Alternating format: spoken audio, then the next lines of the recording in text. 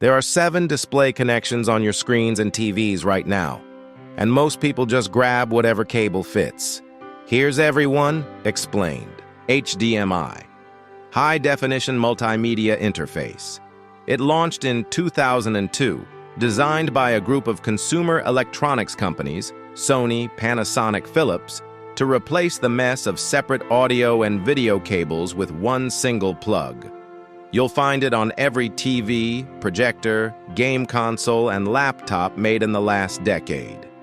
The cable carries HD video and up to 8 channels of audio in a single connection. That's what made it the default.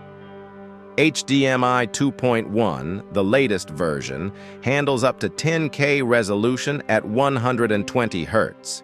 The catch: HDMI is royalty-controlled.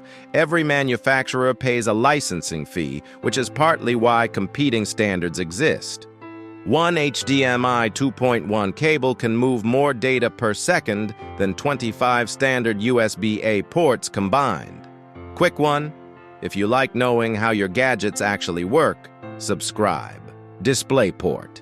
Released in 2006 by VESA, the Video Electronics Standards Association, as a royalty-free alternative to HDMI aimed specifically at PC monitors and professional displays. It's the cable on the back of your desktop GPU. DisplayPort 2.1 supports up to 16K resolution and 80 gigabits per second of bandwidth, nearly double HDMI 2.1. Unlike HDMI, it doesn't carry audio by default on every device, though most modern GPUs support it. The real strength is daisy chaining. One cable can drive multiple monitors in a single chain, no hub needed. The catch: it's almost never on TVs. DisplayPort is the monitor and PC world. HDMI is the TV and console world. They barely overlap. DisplayPort is royalty-free. It costs manufacturers exactly $0 to use it, which is why your GPU has 3 of them. USB-C, the small oval port that's trying to replace everything. USB-C is a connector shape. What it can actually do depends entirely on what's inside the cable and the port. When a USB-C port supports DisplayPort Alt mode, it can output full video, up to 8K, with the right cable and device. When it supports Thunderbolt 4, Apple and Intel's premium version, it can drive 2 6K monitors simultaneously, deliver 100 watts of power, and transfer data, all down one wire.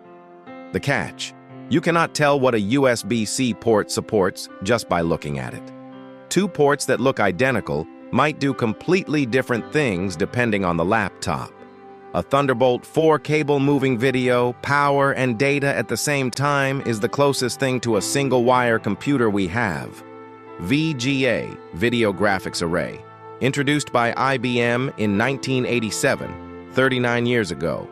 The big blue trapezoidal plug with 15 pins arranged in 3 rows.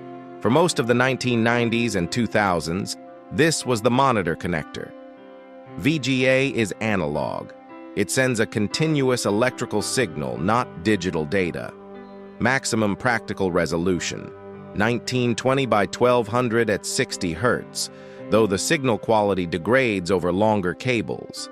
It carries video only, 0 audio. And it's entirely one-directional, no handshake for resolution negotiation beyond basic standards. The catch: in an era of 4K and HDR, VGA simply cannot do it. Analog at 1080 already shows artifacts on long runs.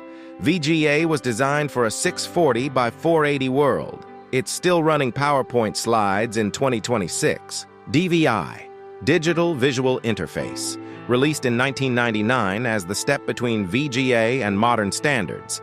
There are 3 variants: DVI-A, analog only; DVI-D, digital only; and DVI-I, which combines both. DVI-D Dual Link supports up to 2560 by 1600 at 60 Hz, which was impressive in 2005. Like VGA, it carries video only, no audio signal at all. The catch? The connector is enormous and the locking screw is a nuisance. It's also single display only. No daisy chaining, no alt mode tricks. Still used today? Barely. Most new GPUs have dropped DVI entirely. If you see it, it's likely a monitor bought before 2015. DVI was called future-proof in 1999. It lasted about 15 years. Not bad, but not quite the future. Composite video. The yellow, white, and red trio of RCA connectors on the back of every TV from the 1980s through the 2000s. Yellow equals video.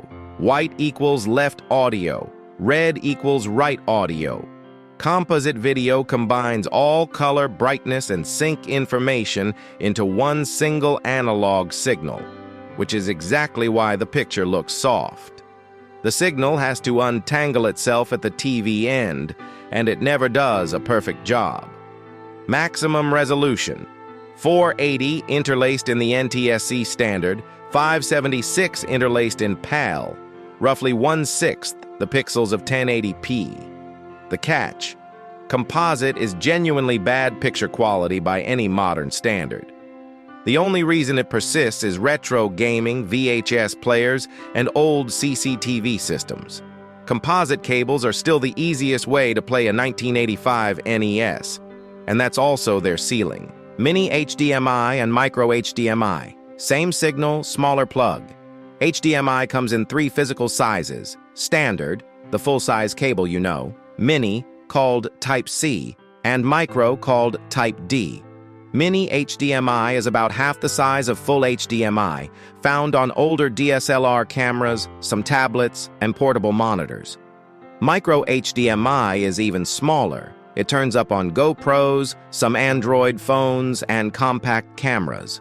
Both carry the same signal as full-size HDMI, same maximum bandwidth, same audio support. The only physical difference is the connector. The catch: the cables are easy to confuse with each other and with USB Micro B. Plug the wrong one in and nothing works, and you can feel the connector bending before you notice the mistake. Micro HDMI and Micro USB look almost identical. If you're reaching for the right cable in a dark hotel room, good luck. And that's every display connection, from the HDMI on your TV to the composite cable on a 1985 games console. If this helped, subscribe and check out our RAM video next, where we explain every type of computer memory explained.